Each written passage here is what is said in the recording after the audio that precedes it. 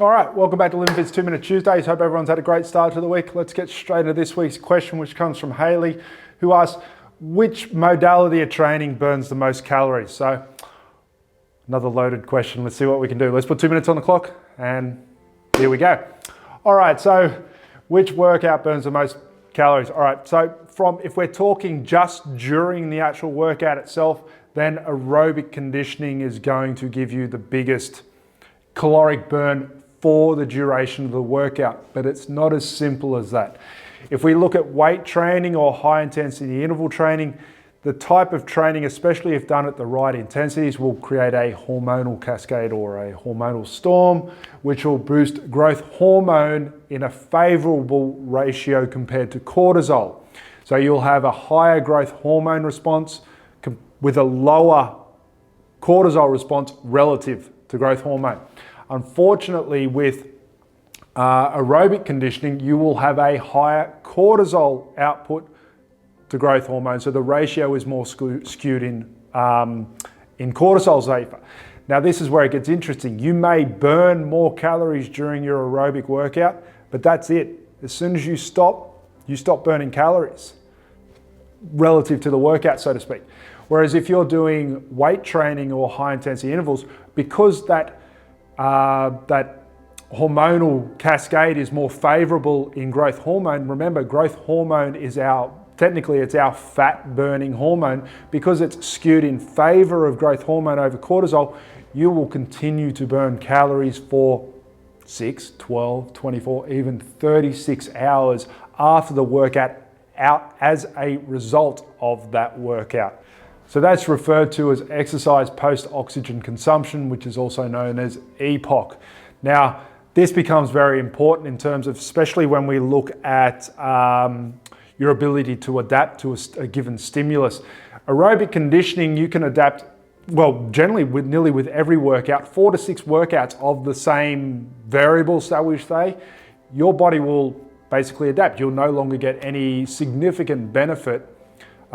This is why they generally say you have to change your workout every 4 to 6 workouts. Now, of course, once again, this is highly individual. Some people adapt after 2 or 3 workouts. Some take a little bit longer. Every time you do the same workout, your body gets more and more efficient at doing it, meaning you burn less and less calories every time you do it. This is why you have to change your workout. You have to change the stimulus. You have to change the weight. You have to change the distance. You have to change the speed. The changes don't have to be big, but you still have to make changes. In other words, we'll call it shock the body into a new adaptation or a new response. So to come back to the original question, yes, aerobic conditioning or LISS, so steady state cardio, will burn more calories for the duration of the workout. So if I do a 60-minute weight workout versus a 60-minute jog at, let's say a 5-minute K pace, you will burn more calories during the 60 minutes of that exercise, but you will burn significantly more calories from doing the weight training with your EPOC stimulus, so burning calories post-workout as a result of that workout because of the hormonal cascade and having to repair damaged tissues. So which one wins overall? Well, weight training or high intensity intervals, because that gives exactly the same response. But I think the more important question when it comes to this sort of type of training is what really is going to benefit you the most? What are you trying to achieve? Do you need aerobic conditioning as part of your work and sports environment? Or are you better suited to power and speed? Or do you need more lean muscle mass? So once again, the type of training, the training protocol or modality you need to choose is the one that's going to best suit your life. Keep in mind the time factor that's related to training. We do know that people who do aerobic conditioning, to get the same results that they get in week 1, that they get in week 12, they almost had to triple their running distance. Now think about that for a time. No pun intended. Now think about that for a second. You've had to triple your running distance, which means you're tripling the amount of time to train. Now, time can become a huge factor with most people's, shall we say, inability to get a workout done when they need to.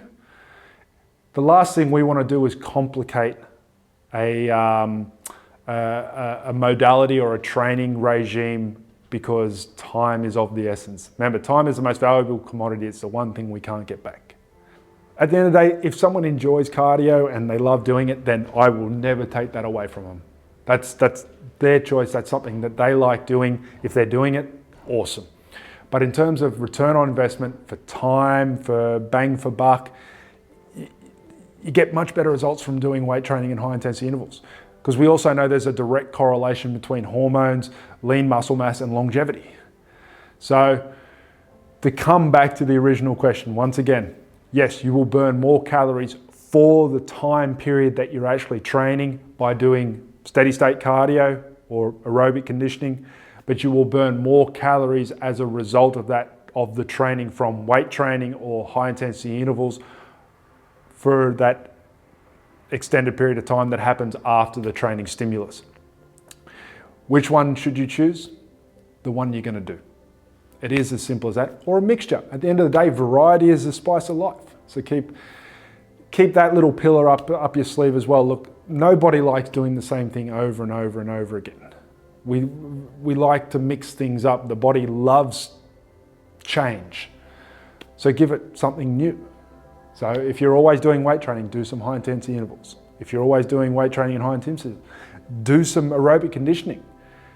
Maybe the one thing that's stopping you progressing in your training is that mitochondrial density that you get from doing really high reps or aerobic conditioning.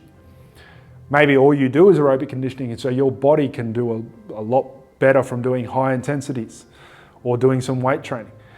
Now, touching on a different point, keep in mind that doing aerobic conditioning has almost zero carryover to being better at high intensity intervals and weight training. But doing weight training and high intensity intervals has quite a significant carryover to improving your aerobic conditioning. All right, 2 Minute Tuesday done and dusted. Definitely over 2 minutes this week again. But I hope you got a lot out of this. I hope you enjoyed it. And if you did, please give it a thumbs up. If you think anyone can benefit from this, please share it with them. And we'll see you next week for 2 Minute Tuesdays. Thank you.